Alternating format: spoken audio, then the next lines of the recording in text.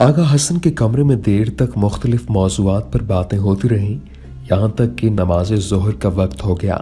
सुल्तान का बहनोई मोहम्मद चिल्पी अपने सालारों से इजाज़त लेकर किसी जानिब चल दिया और आगा हसन के कमरे में मौजूद तमाम सालार नमाज की तैयारी करने लग गए। अब कमरे में सिर्फ आगा हसन और कासिम मौजूद थे। कासिम ने सालारों के निकल जाने के बाद कुछ देर तवक्कुफ किया और फिर उठकर कमरे के दरवाजे को अंदर से बंद करके कुंडी लगा दी। आगा हसन ने हैरत से कासिम को दरवाजा बंद करते देखा और मुतजस्सिसाना अंदाज में पूछा, क्या बात है कासिम, काफी संजीदा दिखाई दे रहे हो। कासिम ने आगा हसन को अपने करीब बैठने का इशारा किया और किसी कदर मध्यम आवाज में उसके साथ मुखातिब हुआ। आगा हसन, तुम्हें अंदाजा हुआ कमांडर असलम ने मेरी तनख्वाह वाली बात पर किस किस्म का तबसरा किया था? आगा हसन ने जवाब दिया, कैसा अंदाजा? मुझे तो वो बात बहुत बुरी लगी थी।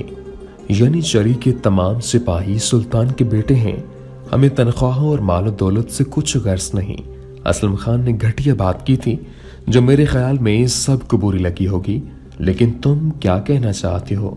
आगा हसन सिर्फ सिपाही था, सुराग रेसा न था। उसने असलम खान की बात को सिर्फ जाहिरी तौर पर लिया था, जबकि कासिम असलम खान से मुतालिक शक में मुब्तला था। आप देख रहे हैं डेली जमील सीरीज सुल्तान मोहम्मद फातेह सीरीज की ये 9वीं एपिसोड है। उसे यानी चरी में गलत अफवाहें फैलाने वालों की तलाश थी। सुल्तान मुराद खान वाकई एक तजुर्बाकार सुल्तान था। उसने शाही सुराग रेसा के लिए कासिम बिन हशाम का इंतखाब करके दानिशमंदी का सबूत दिया था। कासिम पहले दिन से ही हर किसी शख्स को शक की निगाह से देखने लगा। उसने आगा हसन की बात सुनी और मुंह बसोर लिया और तादीबी अंदाज में कहने लगा, आगा अकल के नाखुन लो, ये भी तो देखो कि असलम खान ने लश्करों के साथ रवाना होने से मासरत कर ली है, जबकि सुल्तान के खुफिया महकमे का ये कहना है कि सल्तनत के गद्दार सुल्तान की अदम मौजूदगी में अदरना के अंदर दंगा फसाद करना चाहते हैं। ये भी खबरें हैं कि यानी चोरी के बाद सालार गद्दारों के साथ मिले हुए हैं। कासिम ने आगा हसन को सोचने पर मजबूर कर दिया। आगा हसन ने पुरतजस्सुस निगाहों से कासिम की जानिब देखा और कहा, यह तो मुझे मालूम है कि हमारी फौज में काली भेड़ें मौजूद हैं, लेकिन असलम खान के बारे में इससे पहले मैंने कभी ना सोचा था। तुम्हारी बात दिल को लगी है, क्योंकि जहां तक मेरे इल्म में है असलम खान के घर में अभी बच्चा होने में देर है। वो मेरा दोस्त है।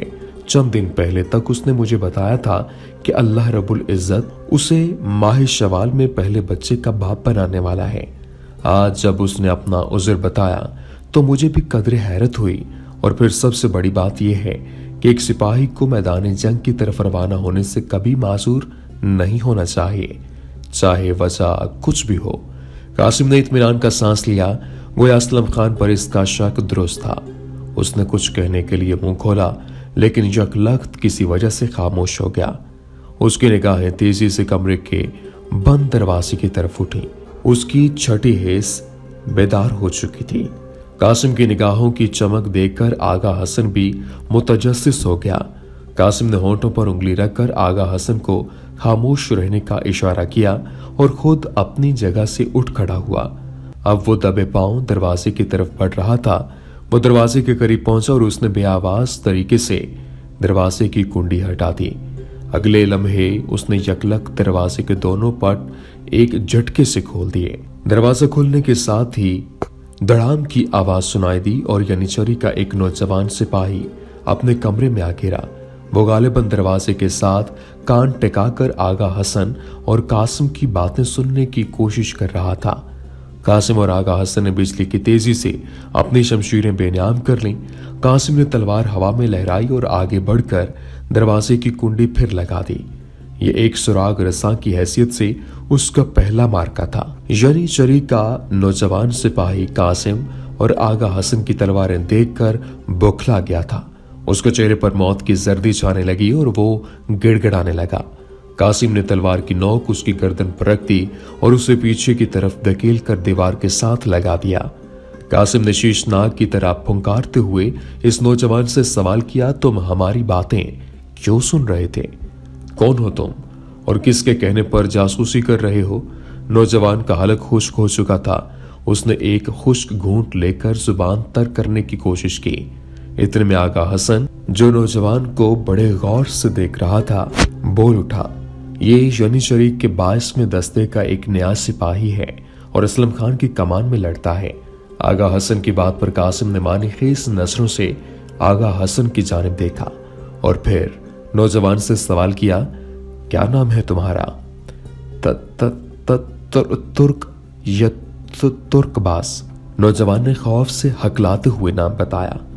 तुम्हें हमारी बातें सुनने के लिए किसने भेजा? कासिम ने पूछा, लेकिन वो खामोश रहा। कासिम ने तलवार का दबाव बढ़ा दिया।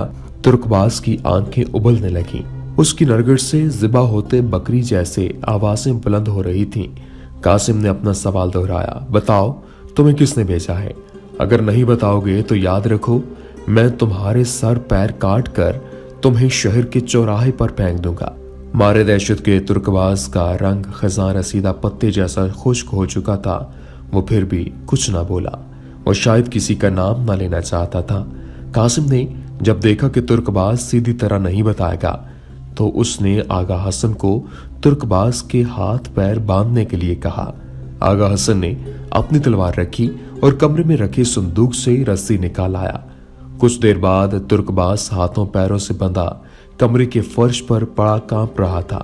अब आगा हसन और कासिम इसके करीब बैठे थे और कासिम ने कहा, देखो तुम सीधी तरह से बता दो कि तुम्हें किसने भेजा है, वरना तुम जानते हो कि हम तुम्हारी एक एक बोटी अलग कर देंगे।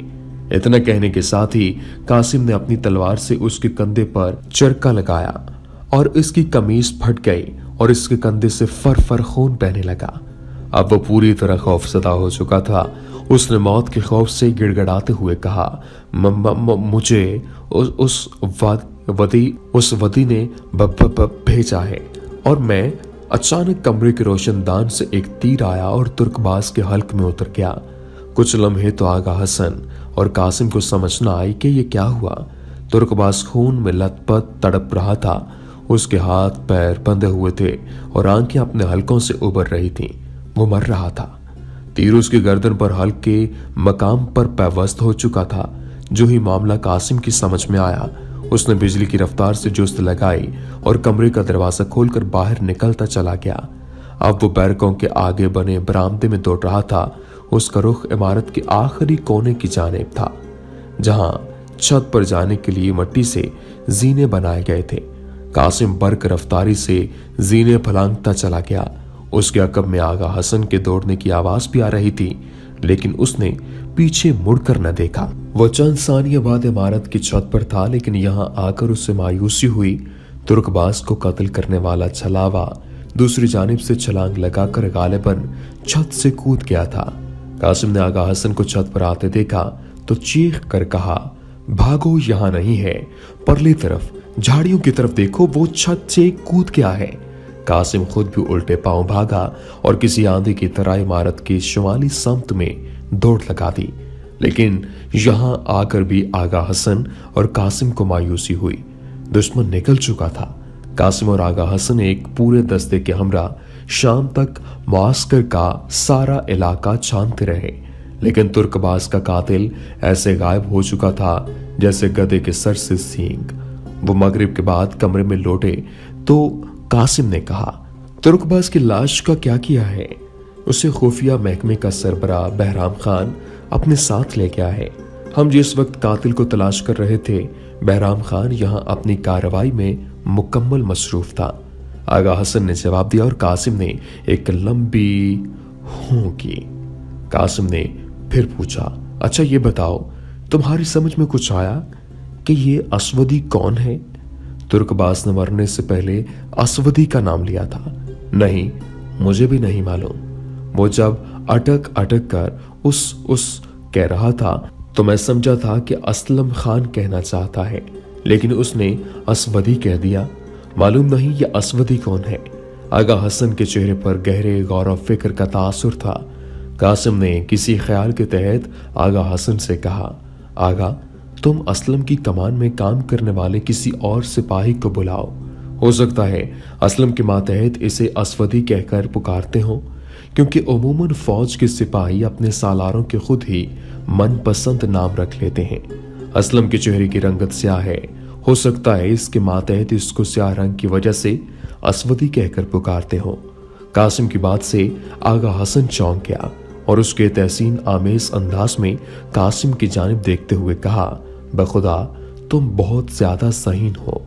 तुम्हें तो खुफिया महकमे का सरबराह या फिर शाही सुराग रसा होना चाहिए। तुम बिल्कुल ठीक कहते हो। असलम खान का नाम उसके मातहतों ने नहीं रखा, बल्कि एक मौका पर सुल्तान ने उसे असवदी कहकर पुकारा था। तब से असलम अपने नाम के साथ कभी कभी असवदी का लक़ब लिख लेता है। लेकिन कमाल है, मुझे पहले की बात क्यों ना याद आई। दरअसल कातिल के ताक़ुब ने मेरा दिमाग माफ कर रखा था। आगा हसन ने फटी फटी आंखों से पुरजोश लहजे में बात की। कासिम की हालत भी अजीब थी। एक बहुत अहम सुराग उसके हाथ लग गया था। उसने किसी कदर ठहरे हुए लहजे में आगा हसन से कहा, आगा ध्यान रहे, अभी असलम खान को खबर न होने पाए। मैं इस पर किसी खास तरतीब से हाथ डालना चाहता हूं। कासिम ने कहा तो आगा हसन की हैरत की इंतहा न रही। हाथ डालना चाहते हो? क्या मतलब? तुम किस हैसियत से हाथ डालोगे? अब कासिम को एहसास हुआ कि आगा हसन के सामने असलम खान पर हाथ डालने की बात न करना चाहिए थी, लेकिन अब वो कर चुका था। चुनांचे उसने झूठ पे झूठ बोलने की बजाय आगा हसन जैसे मुजाहिद सिपाही को एतमाद में लेना मुनासिब समझा और कहा, दरअसल सुल्तान ने मुझे वक्ती तौर पर सुराग रसानी के काम पर मुतय्यन किया है। मुझे इस सिलसिले में तुम्हारा ताउन दरकार है। मेरी नजर पहले से कुछ लोगों पर है, लेकिन कोई वाज़ेह सबूत न होने की वजह से मैं अभी तक किसी पर हाथ नहीं डाल सका। अब पहली बार मेरे हाथ इस साजिश का एक सिरा आया है। मैं असलम खान असवदी को बेखबरी में गिरफ्तार करना चाहता हूँ। सुल्तान मोहम्मद फातिह सीरीज का सिलसिला जारी है। इससे आगे क्या हुआ वो आपको अगले एपिसोड में बताएंगे। उम्मीद करते हैं कि आपको हमारी ये वीडियो पसंद आई होगी। वीडियो पसंद आने की सूरत में लाइक कीजिए, शेयर कीजिए और हमारे चैनल को सब्सक्राइब करना मत भूलिएगा। वमा अलैना इल्लल बलागुल मुबीन।